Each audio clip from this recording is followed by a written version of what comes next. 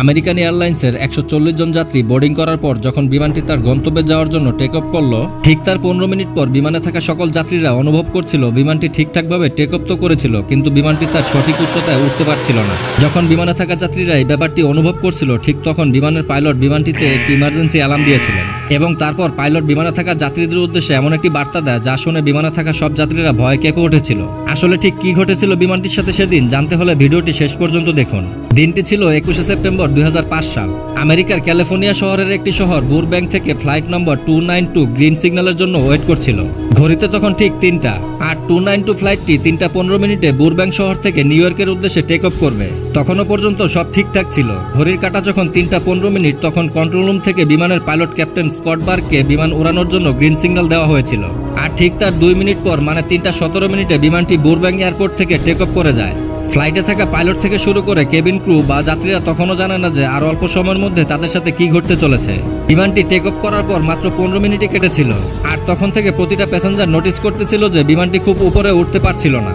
আর ঠিক এই সময় বিমানের পাইলট ক্যাপ্টেন স্কট যাত্রীদের উদ্দেশ্যে বিমানে একটি ঘোষণা করেন, যে ঘোষণাতে তিনি শুধু এটা বলেন যে বিমানে একটি টেকনিক্যাল প্রবলেম দেখা দিয়েছে এবং তারা যাত্রীদের এটাও বলে যে তারা প্রবলেমটি সমাধান করার চেষ্টা চালিয়ে যাচ্ছে। আর এই ঘোষণা শোনার পর প্রতিটা যাত্রী আতঙ্কিত হয়ে পড়েন। যাত্রীদের মধ্যে কেউ বলতে শুরু করেন বিমানটির একটি ইঞ্জিন নষ্ট হয়ে গিয়েছে, আবার কাউকে বলতে শোনা যায় বিমানটির ইঞ্জিন বিমানটিকে উড়িয়ে নিয়ে যাওয়ার শক্তি হারিয়ে ফেলেছে। কিন্তু বাস্তব কারণটি ছিল এর থেকে আরো ভয়ঙ্কর। ইতিমধ্যে বিমানটি তখন প্রায় 30 মিনিট উড়ে ফেলেছে। বিমানটি এই 30 মিনিট শুধুমাত্র ক্যালিফোর্নিয়ার মধ্যে উড়ে চলেছিল। এই সময় বিমানের পাইলট আবার যাত্রীদের উদ্দেশ্যে ঘোষণা করেন যে তারা ল্যান্ডিং গিয়ার থেকে অনবরত ওয়ার্নিং সিগন্যাল পাচ্ছে, কিন্তু এই ওয়ার্নিং সিগন্যালটি ঠিক কোন যান্ত্রিক ত্রুটির কারণে আসছে তারা সেই কারণটি এখনো মার্ক করতে পারেনি। ল্যান্ডিং গিয়ার, যার মাধ্যমে একটি বিমানকে মাটিতে ল্যান্ড করানো হয়, সেই ল্যান্ডিং গিয়ারে কি সমস্যা হতে পারে তা জানার জন্য ক্যাপ্টেন স্কট খুব চিন্তায় পড়ে যায়। আর এই কারণেই ক্যাপ্টেন বিমানটিকে আকাশের বেশি উচ্চতায় নিয়ে যাচ্ছিলেন না। পাইলট চাইছিল কোনোভাবে যদি সে তার বিমানের ল্যান্ডিং গিয়ারটিকে দেখতে পারেন তাহলে হয়তো সে বুঝতে পারতেন আসলে বিমানটির যান্ত্রিক ত্রুটি আসলে কতটা ভয়াবহ। এজন্য পাইলট বিমানটিকে তার খুব কাছের এয়ারপোর্ট লং বিচের দিকে নিয়ে যেতে থাকলো এবং বিমানটির মাটি থেকে উচ্চতা কমিয়ে নিয়ে আসলো। লং বিচ এয়ারপোর্টের কাছাকাছি আসা মাত্র কন্ট্রোল টাওয়ারে থাকা ক্যামেরার মাধ্যমে জুম করে বিমানটির ল্যান্ডিং গিয়ারকে দেখা সম্ভব এবং পাইলট দেখলো বিমানটির সামনের ল্যান্ডিং গিয়ারটি পুরো 90 ডিগ্রি অ্যাঙ্গেলে ঘুরে আছে। এবার এটা কনফার্ম হওয়া গিয়েছিল যে ফ্লাইট 292 ল্যান্ড করার সময় হয়তো ক্র্যাশ করবে অথবা বিমানটিকে ইমার্জেন্সি ভাবে ল্যান্ড করাতে হবে। এর সাথে লং বিচ এয়ারপোর্টের কন্ট্রোল টাওয়ার থেকে 292 বিমানটির পাইলটকে আরও একটি খারাপ সংবাদ দেওয়া হয়। কন্ট্রোল টাওয়ার থেকে বিমানের পাইলটকে বলা হয় 292 বিমানের ল্যান্ডিং গিয়ারের এই খারাপ অবস্থার ভিডিও ফুটেজটি লং বিচ এয়ারপোর্টের এলাকার স্থানীয় নিউজ চ্যানেল রেকর্ড করে নিয়েছে এবং এই ঘটনাটি পুরো আমেরিকার প্রতিটি শহরে পুরো লাইভ দেখানো হচ্ছে। শুধু তাই না, ইতিমধ্যে বিমানের যাত্রীরা তাদের সামনে থাকা টিভি স্ক্রিনটিতে তা সরাসরি দেখতে পাচ্ছে। ল্যান্ডিং গিয়ারটিকে সোজা করার মতো আর তখন কোনো উপায় ছিল না। আর এই অবস্থায় যদি বিমানটিকে ল্যান্ড করানো ট্রাই করা হয় তাহলে রানওয়ে ও ল্যান্ডিং গিয়ারের মধ্যে ঘর্ষণ তৈরি হওয়ার কারণে বিমানটিতে আগুন ধরে যাওয়ার চান্স রয়েছে। আর এই আগুন বিমানের দুটি উইন্সে মজুদ থাকা ফুয়েলের ট্যাঙ্কে পৌঁছে গেলে মারাত্মক আগুনের সৃষ্টি করবে, যার পরিণতি হবে বিমানে থাকা প্রতিটা যাত্রীর মৃত্যু।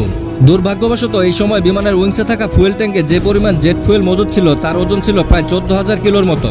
বিমান ল্যান্ডিং এর সময় এত বেশি পরিমাণ ফুয়েল মজুদ থাকার কারণে ফুয়েলে আগুন ধরে গেলে বিমানটি চোখের পলকেই ব্লাস্ট হতে পারে। কিন্তু বিমানটির পাইলট ক্যাপ্টেন স্কট ছিলেন খুবই বুদ্ধিমান একজন ব্যক্তি। বিমানের পাইলট বিমানটিকে ল্যান্ডিং করানোর আগে বিমানে মজুদ থাকা ফুয়েলগুলোকে শেষ করার ডিসিশন নেন। এজন্য ক্যাপ্টেন স্কট বিমানটিকে সমুদ্রের উপরে 3 ঘন্টা যাবত উড়াতে থাকেন। সমুদ্রের উপর দিয়ে বিমানটি উঠতে উঠতে একটা সময় বিমানের ফুয়েল এমন পর্যায়ে আসে যখন বিমানটি আর মাত্র 30 মিনিটই আকাশে উঠতে পারবে। এই সময় পাইলট বিমানটিকে লস অ্যাঞ্জেলস এয়ারপোর্টে ক্র্যাশ ল্যান্ডিং করানোর সিদ্ধান্ত নেন, কারণ লস অ্যাঞ্জেলস এয়ারপোর্টটি এই মুহূর্তে বিমানটির সবচেয়ে কাছাকাছি ছিল। Flight captain Scott Los Angeles এয়ারপোর্টের কন্ট্রোল টাওয়ারের সাথে যোগাযোগ করেন এবং এয়ারপোর্ট অথরিটিকে যে কোনো ধরনের পরিস্থিতি সামলানোর জন্য প্রস্তুত থাকতে বলেন। আর এইদিকে বিমানে থাকা যাত্রীরা যারা সকলেই তাদের সামনে থাকা টিভি স্ক্রিনে ফ্লাইট যাত্রার লাইভ ফুটেজ দেখছিলেন তাদের টিভি স্ক্রিনগুলোকে অফ করে দেওয়া হয়। আর তারপর থেকে বিমানের ভিতরে পরিবেশ একদম গম্ভীর হয়ে যায়। তখন বিমানে থাকা যাত্রীদের উপরওয়ালার নাম ডাকা ছাড়া আর কোনো কিছু করার ছিল না। এদিকে 292 বিমানটি ইতিমধ্যে লস অ্যাঞ্জেলস রাডারে ঢুকে গিয়েছিল। আর এদিকে লস অ্যাঞ্জেলেস এয়ারপোর্টে থাকা গ্রাউন্ড কর্মীরা সব ধরনের ইকুইপমেন্ট নিয়ে ফ্লাইটটিকে ধ্বংস হওয়া থেকে রক্ষা করার জন্য প্রস্তুত হয়ে যায়। লস অ্যাঞ্জেলস এয়ারপোর্টের কন্ট্রোল টাওয়ার শেষবারের মতো বিমানের ক্যাপ্টেন স্কটের সাথে কথা বলেন এবং ক্যাপ্টেনকে ল্যান্ডিং করার জন্য গ্রিন সিগন্যাল দেন। গ্রিন সিগন্যাল পাওয়া মাত্রই বিমানের ক্যাপ্টেন যাত্রীদেরকে ক্র্যাশ পজিশনে বসার জন্য অনুরোধ করেন ইতিমধ্যে বিমানটি লস অ্যাঞ্জেলেস রানওয়েতে পৌঁছে গিয়েছিল।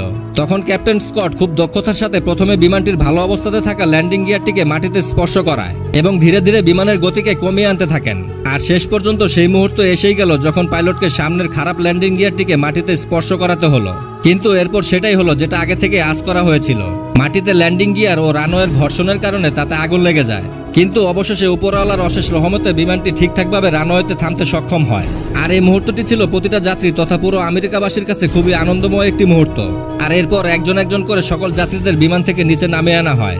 আর এভাবে বেঁচে গিয়েছিল ফ্লাইট 292। তো বন্ধুরা, আজকের ভিডিওটি আপনাদের কাছে কেমন লাগলো তা অবশ্যই কমেন্ট করে জানাতে ভুলবেন না। আর ভিডিওটি যদি সামান্য হলেও আপনার কাছে ভালো লেগে থাকে তাহলে একটি লাইক করে চ্যানেলটি সাবস্ক্রাইব করবেন।